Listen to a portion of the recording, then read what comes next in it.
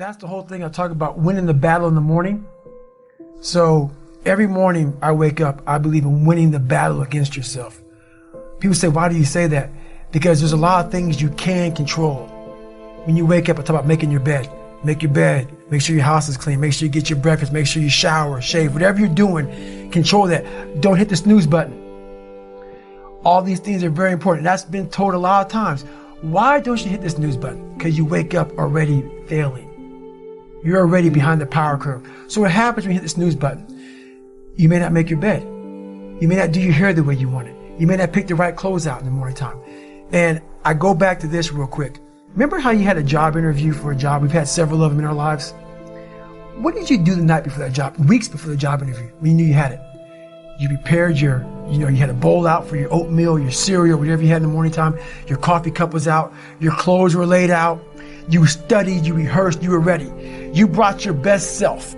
You were going to war with yourself because you wanted that interviewer to see your best self. You won. You got the job. After a few months in that job, you look around, I got the job. You start to back off. The clothes aren't out. You're not ready. Hitting the snooze button. You don't get up on time anymore. You realize that you can still have this job and not be your best self.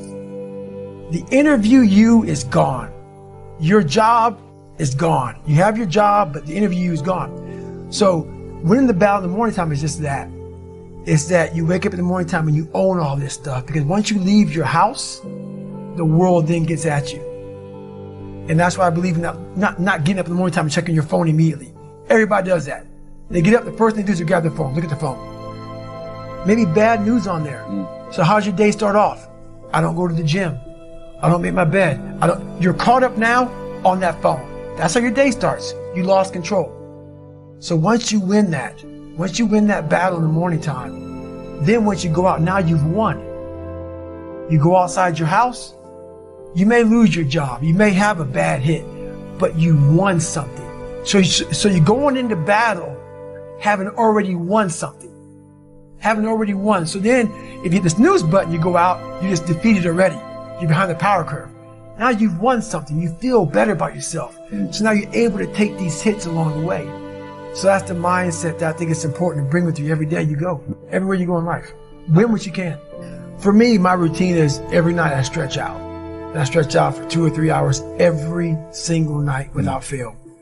And while I'm stretching out, I'm thinking about my plan for the next day. And I'm thinking about all these different obstacles that may come up. So basically, a lot of us aren't prepared for life. We get up willy-nilly and just hope life is going to happen. It is going to happen.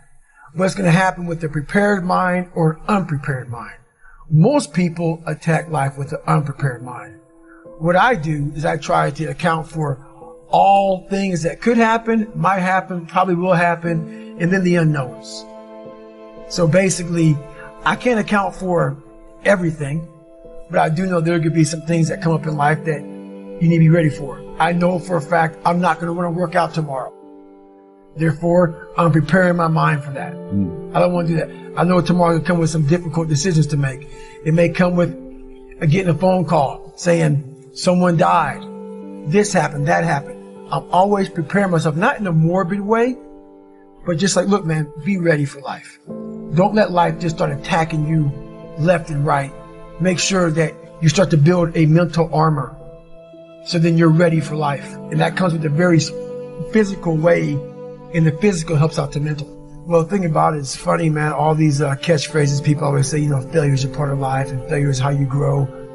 I've said all that stuff before, but it really is a bunch of shit. So tired of hearing all these fucking cliche, fucking goal-setting fucking posters and all that shit. Half the people who write that shit aren't even doing the shit they're talking about. Half the people talk about failure, they're fucking millionaires sitting back at some nice house or whatever the fuck they're talking about. So it makes me fucking nuts. The reason why I believe I can talk on failure is because I'm still failing today, and I'm failing in a major way, and I'm living when I'm talking. So many people who talk about all this shit, they're has-beens. They're people who used to do it back in the day, now talk about it. Are you living it today? So for me, failure is something that you should be afraid of. It should be afraid of, but that's why you should go out there and challenge yourself to fail.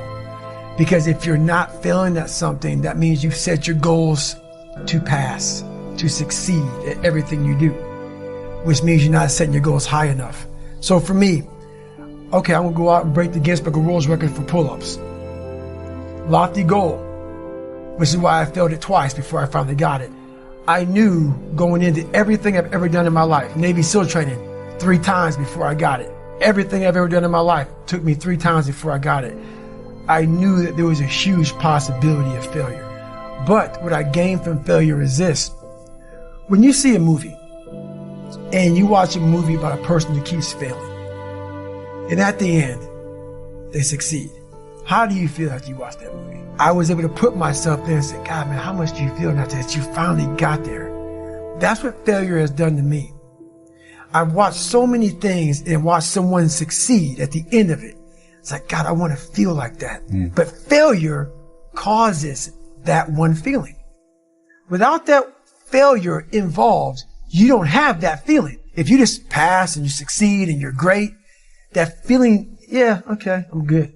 What takes you years, months, years to accomplish because you just can't get over the hump, but you continue going back to the drawing board. You're looking for those few seconds after you finally figure out the equation, whatever the equation may be, to get you to finally pass, to succeed. I live for that feeling, but I can't get that feeling without going through, fuck, I failed this equation. I failed this one. I failed this one. I failed this one. Oh, I'm figuring it out. So you start to feel it before you even pass, before you even get to the success part. And then once you succeed, the feeling is unbelievable. And you take that feeling of success through failure and you put it in your cookie jar. And you say, I'll come back and get you again. I'm going to need you again down the road in my life to call on you. Like, for instance, I see men and women now are almost all the same.